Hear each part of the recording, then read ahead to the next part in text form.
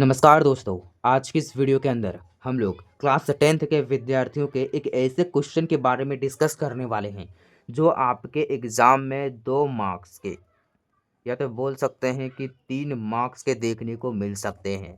काफ़ी महत्वपूर्ण वीडियो होने वाला है। वीडियो को अंत तक देखना आप लोग। यदि चैनल पर नए होंगे तो सब्सक्राइब भी कर लीजिएगा।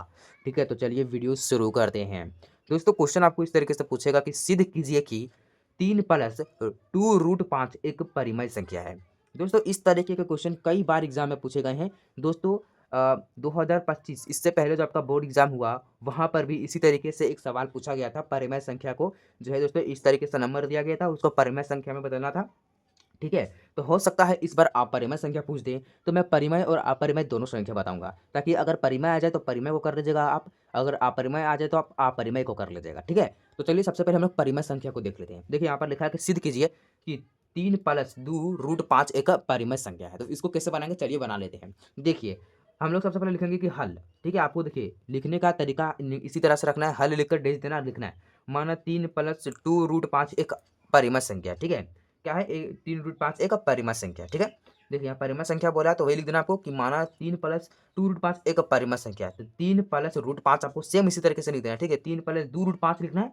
ठीक है, उसके बाद p/q लिखना है, क्योंकि यहाँ पर नंबर है। ठीक है, देख सकते हो 2 है, 3 है, 5 है, कोई भी नंबर हो। कोई भी नंबर क्या होता है, p/q के रूप में होता है। ठीक है, कोई भी नंबर कैसे होता है, p/q के रूप में, यानी कि लिखते हैं p/q, यानी कि p/q, जहाँ p तथा q सहअभाज्य है। अब सहअभाज्य का मतलब होता क्या है दोस्तों? सहअभाज्य का मतलब होता है जिसका बोल सकते हैं हम लोग एलसीएम, जिसका एलसीएम 1 होता है उसको बोला जाता है सहअभाज्य। ठीक है, यानी कि p/q यहाँ पर क्या हो गया, तो p/q जो है दोस्तों आपका यहाँ पर क्या हो गया, तो सहअभाज्य हो गया। ठीक है, देखिए दोस्तों, तो इसके बाद क्या लिखेंगे, 2√5। ठीक है, 2√5 इधर लिख देंगे। ठीक है, बराबर का चिन्ह देकर p/q को यहाँ लिखेंगे, और जो यहाँ पर 3 प्लस में है इधर घूर के आएगा तो यहाँ माइनस में हो जाएगा। ठीक है, क्या हो जाएगा, माइनस में हो जाएगा। तो देखिए अब √5 यहाँ पर आपको सिंगल में लिखना है, यानी अकेले लिखना है, बराबर p/q लिख देना है। ठीक है, p/q। तो देखिए ये जो 2 है वो इसके साथ गुना हो जाएगा, तिरछा तिरछी बोले एक तरीके से, तो गुना हो जाएगा। देखिए मैं बताता हूँ, देखिए 2√5 लिखा है बराबर p/q है, उस साइड आपका -3 है। देखिए तो यहाँ पर कुछ नहीं बटे 1 मान सकते हैं, तो इसके साथ गुना कीजिए, p को p के साथ गुना कीजिए। लेकिन उससे पहले हम लोग क्या करेंगे दोस्तों, जो ये √5 है, √5 को निकाल देंगे। √5 को निकाल दिए, उसके बाद दोस्तों ये p जो है इस p को लिख दिए ऊपर, बटे ये 2 को इस q के साथ गुना किए तो क्या हो जाएगा, 2q हो जाएगा, माइनस हो जाएगा। ठीक है, माइनस हो जाएगा, क्या हो जाएगा, माइनस हो जाएगा। उसके बाद दोस्तों आपको नीचे 3/2 लिखना पड़ेगा। ठीक है, 3/2 लिखना पड़ेगा। ये जो 2 यहाँ पर q के पास आएगा वो 2 यहाँ पर भी आएगा, तो इसलिए आपको यहाँ पर 2 लिखना पड़ेगा। ठीक है, उसके बाद दोस्तों, उसके बाद देखिए मैंने क्या किया है, उसके बाद मैंने लिख दिया है कि यहाँ √5 एक अपरिमेय संख्या है, यानी कि √5 हो, √3 हो, सॉरी √5 हो, ठीक है, √7 हो, √9 हो, जो इस तरीके से नंबर आते हैं वो क्या होते हैं, एक अपरिमेय संख्या होती है। ठीक है, एवं p/2q - 3/2 परिमेय संख्या, यानी कि ये जो आपका है वो एक अपरिमेय है और ये आपका एक परिमेय संख्या है। यानी कि अपरिमेय संख्या बराबर परिमेय संख्या, जो कि असंभव है। परिमेय संख्या इज इक्वल टू परिमेय संख्या, अपरिमेय संख्या इज इक्वल टू अपरिमेय संख्या, लेकिन परिमेय संख्या इज नॉट इक्वल टू अपरिमेय संख्या और अपरिमेय संख्या इज नॉट इक्वल टू परिमेय संख्या। ठीक है, समझ गए होंगे आप लोग। यानी कि मान के चलिए इधर √7 है और इधर बोलेंगे 9, तो ये कभी नहीं हो सकता, क्योंकि ये अपरिमेय है और आपका ये परिमेय है। बोलेंगे दोस्तों आपका इधर बोल देंगे 9, इधर बोल देंगे √7, तो यह भी आपका अपरिमेय जो है असंभव है, क्योंकि दोस्तों ये आपका परिमेय है और यह परिमेय है। लेकिन बोल देंगे 9 बराबर 9, तो ये संभव है क्योंकि ये परिमेय है और ये भी परिमेय है। बोलेंगे √5/√5, तो ये बोलेंगे संभव है क्योंकि ये अपरिमेय है और ये भी अपरिमेय है। ठीक है, इसके आगे देखते हैं हम लोग दोस्तों। ठीक है, तो इसके बाद लिखना है कि अतः हमारा मानना गलत है कि इससे सिद्ध होता है कि 3+2√5 क्या है, एक अपरिमेय संख्या है। क्या है, एक अपरिमेय संख्या। ठीक है, तो चलिए दोस्तों एक मैं क्वेश्चन बतवाता हूँ आपको परिमेय संख्या की तरह, एक और क्वेश्चन मैं आपको एग्जाम्पल के तौर पर दिखाता हूँ। ठीक है, चलिए देख लेते हैं उस क्वेश्चन को हम लोग। देखिए दोस्तों यहाँ पर एक क्वेश्चन है कि 7√5, तो चलिए इसको हम लोग देख लेते हैं एक बार। ठीक है, तो अब उसी तरीके से लिखना है कि माना 7√5 एक परिमेय संख्या है। ठीक है, जब आपको यहाँ पे सिद्ध करने बोलेगा कि सिद्ध कीजिए 7√5 एक परिमेय संख्या है, तो आपको लिख देना कि 7√5 एक परिमेय संख्या है। उसके बाद 7√5/1 कीजिएगा, क्योंकि हर जहाँ पर होता है ये अंश, यानी कि हर बटे अंश, यानी p/q, ये हो गया p/q। तो देखिए अब क्या कीजिएगा, ये √5 को इधर लिख दीजिएगा, फिर इज इक्वल टू साइन दीजिएगा, 7 को इस q के साथ गुना कीजिएगा तो p/7q हो जाएगा। ठीक है, जहाँ पर √5 का एक परिमेय संख्या एवं p/7q क्या है, एक परिमेय संख्या है। तो अपरिमेय संख्या इज इक्वल टू परिमेय संख्या असंभव, जैसे कि मैंने आपको पहले बताया। तो अतः हमारा मानना गलत है कि इससे, ठीक है, कि इससे सिद्ध होता है कि 7√5 एक अपरिमेय संख्या है। क्या आता है, 7√5 एक अपरिमेय संख्या है। ठीक है, तो चलिए दोस्तों अब हम लोग एक और क्वेश्चन को देख लेते हैं, ठीक है। तो जितने भी हमने 2 क्वेश्चन देखे अभी वो आपका परिमित संख्या से रिलेटेड था, लेकिन अभी जो देखने वाले हैं वो अपरिमित संख्या से रिलेटेड होने वाला है। तो चलिए उसको देख लेते हैं।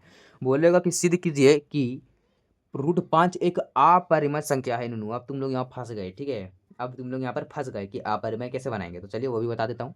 हल माना √5 एक परिमित संख्या है। जहाँ पर बोलेगा अपरिमेय वहाँ पर आपको परिमेय मानना है, और जहाँ पर बोलेगा परिमेय वहाँ पर आपको परिमेय ही मान के चलना है, ठीक है।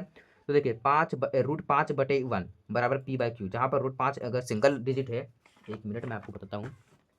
अगर √5 सिर्फ आपका ऐसे है, ठीक है, √5 आपका सिर्फ ऐसे है तो नीचे 1 होगा, बराबर p/q हो जाएगा, ठीक है। उसके बाद क्या होगा दोस्तों, देख लीजिए, मैंने यहाँ पर बताया है कि देख सकते हो p बराबर √5/q, यानी कि इस p को इसके साथ गुना करेंगे तो क्या हो जाएगा, p हो जाएगा। और इस √5 को इसके साथ गुना करेंगे तो √5q हो जाएगा, ठीक है। देख सकते हो जैसे कि यहाँ पर आपको दिख रहा होगा देख सकते हैं p बराबर √5q। तो दोनों तरफ वर्ग करेंगे, यानी कि इधर p का स्क्वायर करेंगे तो √5q का स्क्वायर करेंगे, तो p का स्क्वायर कर दिए बराबर √5 का स्क्वायर कर दिए, ठीक है। तो इधर आपका हो जाएगा p² बराबर 5q का स्क्वायर, ठीक है। तो देखिए दोस्तों 5q का स्क्वायर होगा या 5 का स्क्वायर, कई लोग बोलेंगे 25 होगा, लेकिन 25 नहीं होगा मेरे भाई, क्योंकि यहाँ पर बोला जा रहा है √5q का स्क्वायर। तो देखिए यानी कि √5 को 2 बार लिखे, √5 × √5, तो √5 इज इक्वल टू √25, तो √25 किसका होता है, 5 का होता है। और q इंटू क्यू करेंगे तो भाई q यहाँ पर रूट में है, q है, यानी कि ये q ही में आएगा, और यहाँ पर 2q है इसलिए 2 का स्क्वायर हो जाएगा, यानी कि 5q² हो जाएगा, ठीक है। तो देखिए 5q² आपका यहाँ पर आ गया, ये आपका देख सकते हो आ गया। तो लिखेंगे कि p² 5 से विभाजित होती है, p 5 से विभाजित होती है, यानी कि p² यानी 2 बार p लिया गया, यानी कि p² है तो p को तोड़ेंगे p इंटू p। तो एक बार लिखेंगे p² 5 से विभाजित होती है, और p² यानी कि p से बना होगा, यानी कि मान के चलिए 25 है, तो 25 किसका स्क्वायर है, 5 का स्क्वायर है। तो इसको इस तरह से लिखेंगे कि 25 5 से विभाजित है और 5 5 से विभाजित है, इस तरीके से लिख सकते हो आप लोग, ठीक है। तो जैसे कि मैं अभी लिखूंगा, देखो कि p² 5 से विभाजित होगी और p 5 से विभाजित होगी, ठीक है। उसके बाद लिखेंगे पुनः लिखने के बाद आगे का प्रोसेस है कि दोनों p बराबर 5 के हो जाएगा, क्या हो जाएगा, p बराबर 5 के, ठीक है। आपको फिर यहाँ पर p बराबर 5 के लेकर चलना पड़ेगा, ठीक है। आप चाहो तो अपने मनपसंद डिजिट लेकर चल सकते हो, यहाँ पर के जो है इंपॉर्टेंट नहीं है, ठीक है।